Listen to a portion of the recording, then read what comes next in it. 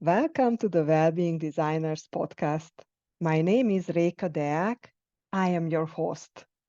This podcast is about well-being at work and in life.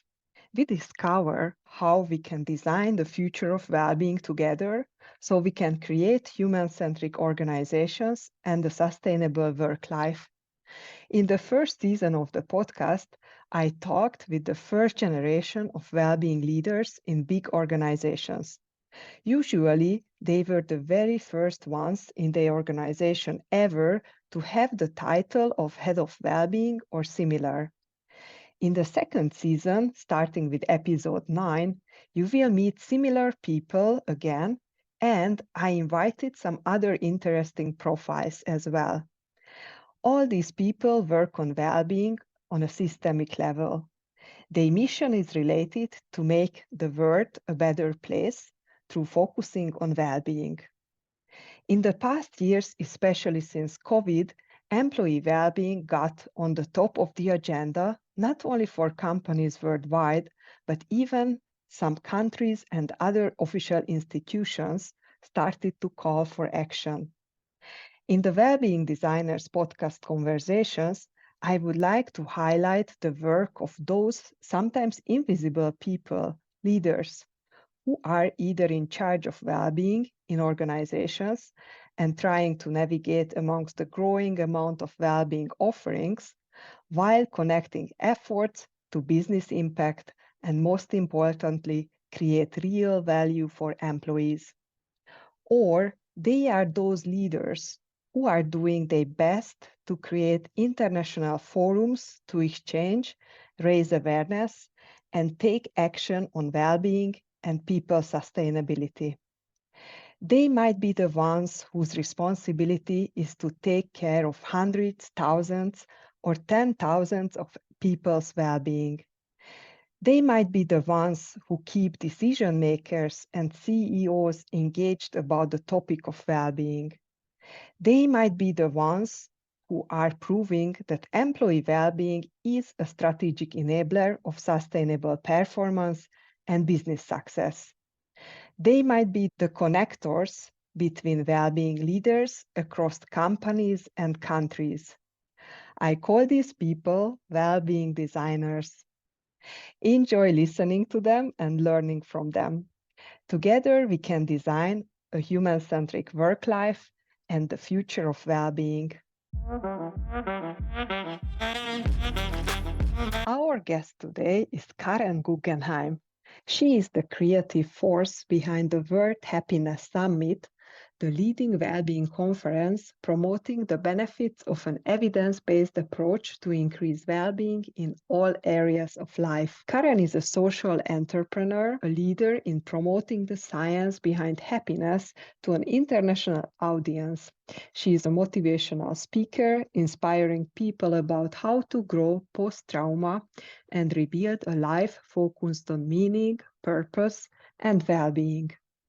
She is also CEO of WOHASU, the comprehensive well-being ecosystem named after the summit that is inspiring a fast-growing movement, sending a positive rippling effect around the world. At heart, Karen is a creator and a storyteller who focuses on cultivating a movement to foster connection, highlight our shared humanity, and acknowledge that the road to happiness often requires us to travel through considerable challenges. In 2016, after a personal tragedy, Karen drastically altered her career path to create WOHASU LLC and make a case for well-being by highlighting the opportunities for win-win scenarios created by learning and implementing evidence-based tools and policies that support human sustainability. Karen holds an MBA from Georgetown University and a communication master from the University of Miami.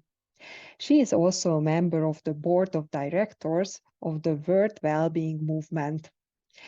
Her first book was published by Rizzoli in March 2023 in Italy, and the English version will be published in March 2024. For her work, Karen received the key to the city of Miami in the US. Hi, Karen. Very warm welcome to you on the Wellbeing Designers podcast. Very happy to be here and chat with you about my favorite topic. Mm-hmm. Yeah, happiness and well-being, can I guess? Absolutely, absolutely. So just a short intro how I discovered you and why you are here on this podcast. Of course, I heard about the World Happiness Summit, and you are the founder of this amazing movement. I approached you and you were cool enough to say yes and be here today because I think we are on a very similar mission, maybe from different angles. I am mainly interviewing people, at least on season 1, from the corporate side, from big organizations, head of well-beings. But now I started to invite people like you who work also on the systemic change and use well-being as a tool. Can you share some words about yourself, who you are and how you got here? So I guess I became happy accidentally. In the beginning of my journey in promoting the science behind well-being to as large public as possible and at scale is through unhappiness. So about 10 years ago, I lost my husband suddenly. And so there was a lot of personal tragedy and trauma in our family's life. And my intuitive reaction was to choose happiness in a way through purpose and meaning, to be able to provide a worthwhile and fulfilling life, basically at first for my children. So my growth and happiness journey has been through purpose, through meaning, and through service. And that was before I knew that there was a science behind it and about positive psychology. And it was kind of a survival mechanism. I knew that would be my purpose, how to get there. I didn't know how to do that. And then I started to become happy through actions I took. And when I reflected upon and I looked at how I became happy again and how I experienced post-traumatic growth, I was able to learn and to explore ways that then we could teach other people to feel more fulfilled in their lives, experience growth, resilience, and all those things that are teachable and learnable. And so I decided to dedicate my life and create my business around the World Happiness Summit, and then all the other things that we do with WOHASU, which is training. So, for example, we have an element of well-being certification training that we're launching this fall. We have a Chief Happiness Officer certification training for the corporate world. And so the idea is, how do we make this science known to the greatest public as possible? And also, how do we show the practical implementation of the science and the tools? So our approach is very practical, science-based, but practical. And we also launched an app to support people and to build community. That's the other thing that you were talking about. The movement is very important, the WOHASU Happiness Movement and Wellbeing Movement. So we are supporters of that and drivers of that. And that is about creating community of like-minded people who want to make well-being the priority and the goal of their personal and professional lives. Thanks for this great summary.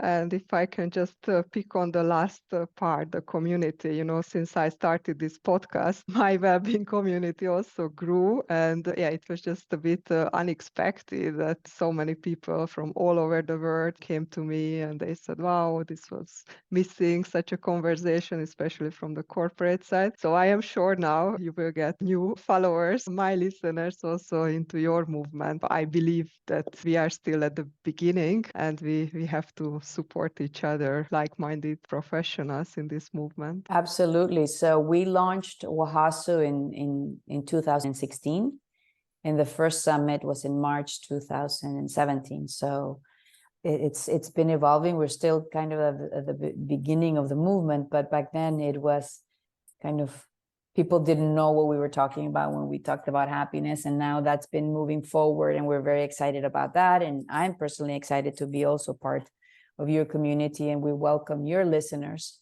to the WOHASU community movement, because it will take many people together joining around the world for us to be able to make positive changes, very necessary in the times that we're living right now. We're living in very fast moving times with a lot of information and a lot of information overload. And so it's so important to focus on what matters, and it's our personal well-being, but also how other people matter as well. And what I love about this work is that it incorporates the self and the other. So creating more opportunities for win-win scenarios, both at work and at home. Absolutely. And how did your movement evolve? You said you had the first summit in 2017. So how big was it? And then how big was the last one at Como, which was 2022, right? Yes. And I already saw that the next one, and I can advertise it a bit. The next one will be, sorry, that was 2023 at Como, and 2024 will be in London. So we began as an event in 2017, and it was kind of an experiment. What would happen if we gather the world's leading experts in the science behind happiness and well-being, and practitioners and such, with a holistic agenda touching on different subjects. We do a lot of advocating for bringing in well-being economics into country policy and country agenda, because that's very important to go beyond GDP as a measure of country success.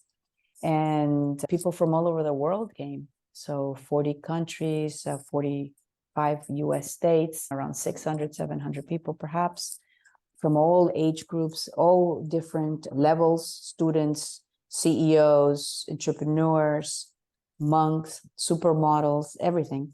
And the wonderful thing is that WOHASU evolved organically into a community and then into a movement. So because of the rippling effect of what was started in 2017 in Miami, we've seen it grow. So people that have come to the summit or know about the summit, then they have been able to create nonprofits to promote happiness. They've created other events promoting happiness. They've brought the research into universities and schools around the world. So that's how WOHASU has been a driver in this conversation and influenced and impacted the global happiness movement, because of all the people who have come, have rippled out and created their own organizations or teachings or trainings having to do with happiness. But they began with the World Happiness Summit and what happened in Miami in 2017. And then we've had several summits in Miami. And then, as you mentioned, Como in March. So we had 1,000 people in Como, 65 different countries, much more online as well, because there is a virtual ticket for those who can't come to in person.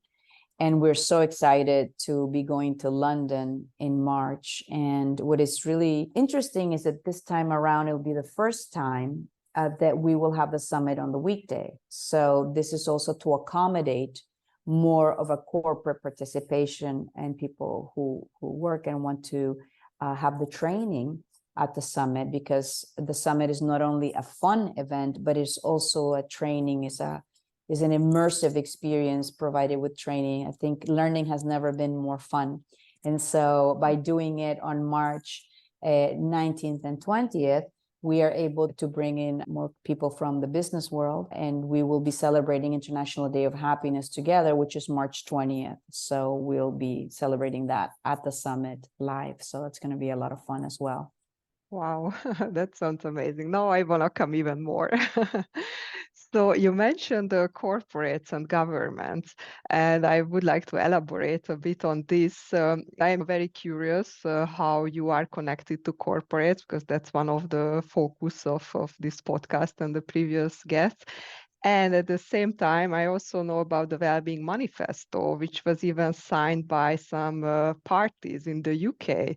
Well, we can start with the Como Wellbeing Manifesto, which was written by Professor Lord Richard Layard, London School of Economics, and we launched it together at the World Happiness Summit, Como. And it is a call to action for individuals and then corporate leaders as well to bring well-being into the forefront of the personal, professional, education, and also policy life. So that's on our website, worldhappinesssummit.com, and you can sign it there in different languages. We also have a private meeting, which we called lovingly the H20 or Happy 20, and it's by invitation only. And what we do with this meeting is that we bring experts and advocates and policy leaders and government officials to learn about the science and the research behind well-being and why it's important to make a case for it. And so we'll have this meeting in the day before the summit on March 18th in London School of Economics. So we're going to have that meeting. I also work very closely with the World Wellbeing Movement. I am on the board of that. And so the mission there is to bring, again, well-being into policy and into business, and to do that at scale. That's the mission of the World Wellbeing Movement.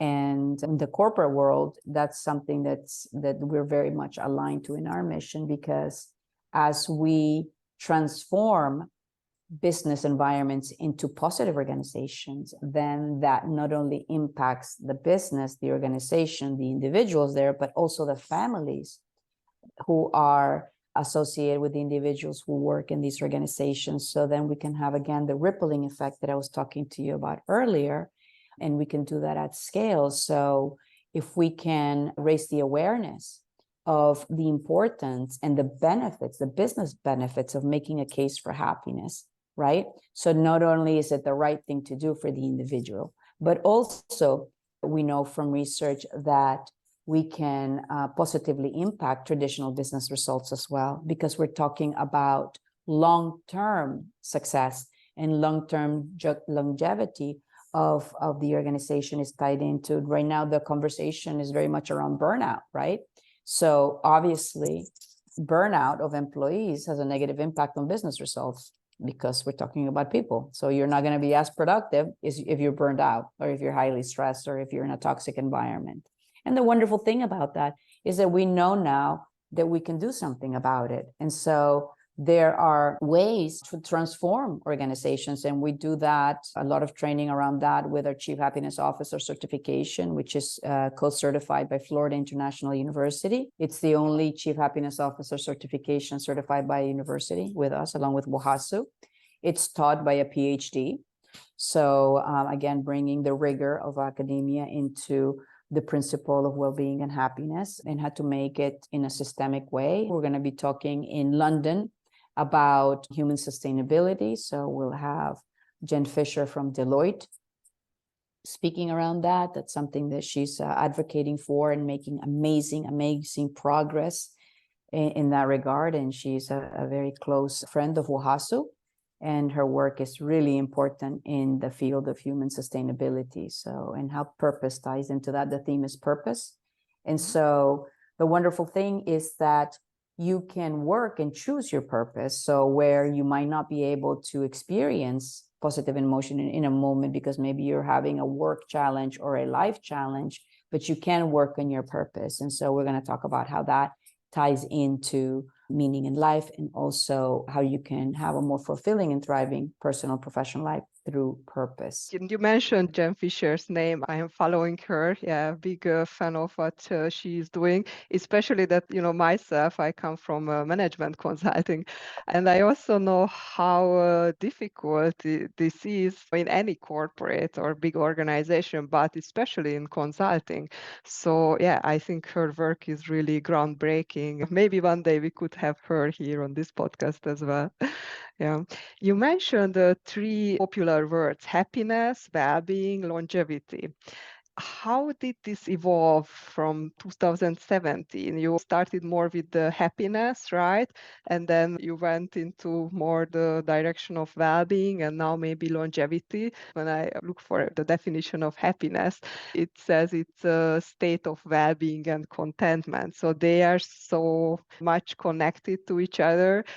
Can we still differentiate them, or does it make sense, to differentiate them somehow? In my opinion, it doesn't really matter. the meaning is what matters. So for example, when we talk about happiness, we're talking about subjective well-being or well-being, but it's not a word that is such an emotional word. Like when I say, are you happy? Are your kids happy? Happiness is something that we feel in our heart and in the pit of our stomach, and it's an energizing word. What it is important to note is that we're talking about, when I talk to you about longevity, is about long-term sustainable happiness. So it's not about having fun in the moment. So fun is great and wonderful, but you can't have fun all the time. That's hedonism, and that's not what we're talking about. So that's why purpose is so incredibly important. Relationships are important. I almost call it like a mature happiness, taking into account all these things. So for example, sometimes being a parent maybe will not make you as happy as in experiencing a fun or something like that, because you're changing a diaper at 3:00 in the morning, right? And you have a presentation at 6 or 10 or whatever. And so in that sense, you're not feeling that maybe sense of joy, but there's a lot of purpose and meaning around that. So it's like building the foundation to have this sustainable sense of well-being through your life, that you did this well, that you built that relationship, that you built that bond, in this case with your child, right? And so I think that now we're in a point where we understand this kind of evolving and mature sense of happiness, as it were, and that it has all these elements around it. And that's why we created the certificate of the elements of well-being program, okay?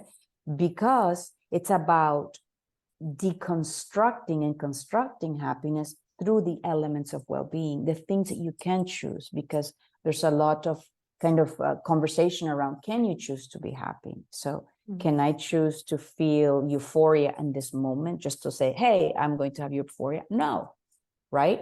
But if you're talking about well-being in the sense that we're saying, and then you can construct it by, okay, well, let me look at my personal purpose. Let me see if I can connect with my purpose at work. Let me work on my relationships. Let me work on my physical well-being, my self-care, my mental health as well. Let me be mindful. How do I stay in the moment so that I don't think about the past or the future? So I'm not in, a constant nostalgic state or anxious state about the future. But if I'm in the moment in a non-judgmental way, I'm focusing on my awareness, the here and now, whether it's in my professional life or my personal life, then I'm feeling a greater sense of contentment, and I'm able to control the cortisol that's being released in the body, right? That's very important. We do that through the breath, through being mindful, through some of these other exercises that can keep you in the moment. And if you can do that, you can make better decisions. You can learn better. So that translates to the workplace very well. And they're all things that you can choose to do. And what happens is that then you get into habits. How do you create habits? Well, you do these things over time. And what can help you do that? Well, you can establish repetitive behaviors or rituals, or use technology to remind you, and do the things that work for you, right? That you like to do, that make you feel better. This is a lot about like individual and also workplace well-being. What would you highlight in terms of companies who you worked with, whose approach really, resonates with you, or you even helped through WOHASU well-being journey? So what we did with a company, a large multinational company that worked really great and I found very fulfilling, was that we did monthly master classes so the whole company could attend. And then I would host those and again, demystify happiness, and then take a theme every month and talk around that, demystifying it with the science, or go into what it is, what does science have to say about it, and then what you can do about it. And so with two approaches, in your personal life and then with your colleagues at work, because again, you can't be happy at work if you're not happy in your personal life. It's very hard because we're the same people. So there's not a balance, there's an integration. Both people go to the same place, you don't, and you shouldn't leave your feelings behind, because we are human and it's okay to feel the range of human emotions. It's how you express those, perhaps. There are different ways that you can do that. And so that was very fulfilling. We also are able to license the content from the summit. So some organizations, they have well-being platforms for their employees, but they're not content rich, and we're content rich. So we are able to provide the content in different ways so their employees can listen to these amazing talks. In this particular organization, also, they sent 50 well-being champions, so happiness champions, to the summit. So then they had like team building exercises around that. And then the commitment was that then they would bring the findings of the summit or what they learned to their colleagues back in different offices around the world, and they could pay it forward, which is wonderful. So that's something that has really worked. Other organizations also send colleagues to do the Chief Happiness Officer certification, and then they do a pilot program within their business and see the results. And what's really important is to measure. So measure how people feel when they're talking this way, when they have a language of well-being, when you're creating psychological space, when you're defining what these things are. Because what we found out is that many of these concepts are quite simple, and we assume that people understand this. So psychological safety, nobody's going to tell you, no, I don't know what that is. But what does that really mean in practice in the workplace? For some people, it might be, I get to scream at you when you make a mistake because you made a mistake, right? Well, maybe not, right? So it's important to have these conversations so then people know what this means. I can ask questions. I can make a mistake and own up to it. And then this is how it's handled. The workforce that you want to attract as a successful business is looking for that language, is looking for that context. And if you're not providing it, you're not speaking the language of the top talent you want to hire, because, you know, the younger workforce is not just attracted by money. If you want to have the top talent who are then going to elevate and innovate your business, they need to have a context where they feel listened to and valued as an individual and a contributor to the greater success of the business. And this is a collaborative approach. Yeah, absolutely. This is what we see here as well in Switzerland and internationally. That's why some companies are just waking up, because they realize they cannot attract talent and the new generation. What would be your ultimate advice for future well-being leaders? The first thing is awareness. Really important to develop self-awareness. So why do you feel the way that you feel? What are you doing with those feelings? What are you thinking, right? And understand that not all your thoughts are true. So to really understand what's being impacted by old frames of thinking, you know, and what is impacted by emotion. Remember, feelings are feelings. Doesn't mean you have to identify with them, and you don't have to identify with your thoughts. So to have an ability to reflect self-awareness. So for example, in our ACE model of well-being, awareness is the first part. ACE, awareness, connection, experience. Awareness is the first thing. And not only self-awareness, but in the corporate world and personal as well, it's so important to also have an awareness of others.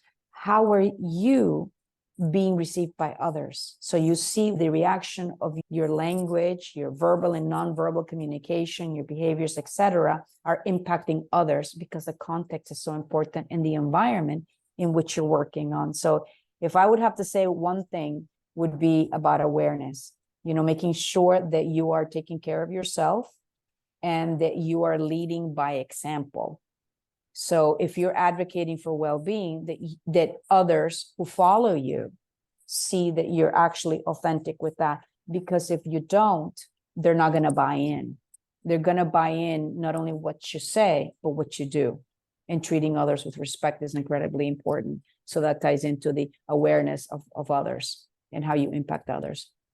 We are very much aligned. What I find amazing with the well-being movement that we are facing, that previously this was taught in leadership development programs for leaders, maybe not in all companies, but the more progressive companies, which went beyond the time management and productivity. But now we have this amazing opportunity to teach this to anyone, to all employees, to everyone in the companies and beyond the corporate world.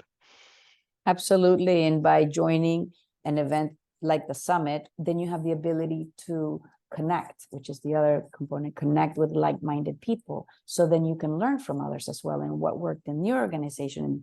And if, okay, hospitality or professional services, etc. And so then it's wonderful because you can co-create and also learn from each other. So that's a really great thing. And then you have to put it into practice, and that's the experience part. You have to actually act on the knowledge that you have. Thanks a lot, Karen. It was great to have you here, and I really hope that we will meet very soon in person and we can continue a conversation like this. See you in March in London. Yes, see you. Ciao. Ciao. Thank you. Take care. I would like to share some exciting news with you. I will be there on the Mind and Health Festival in Bregenz, 18th of October, and I will deliver a keynote about how to measure well-being in organizations.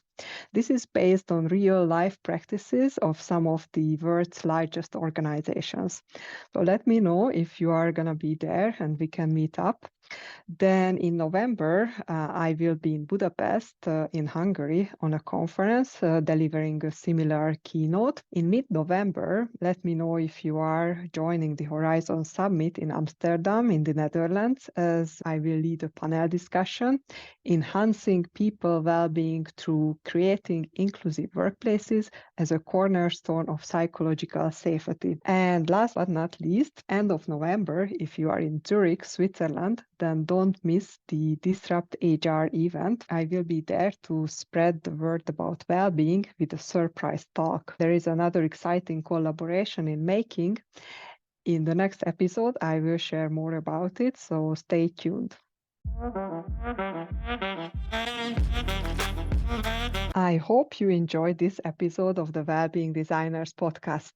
If you would like to keep in touch with me, with us, sign up to the Wellbeing Designers newsletter. You can do this on our website, www.wellbeing.design.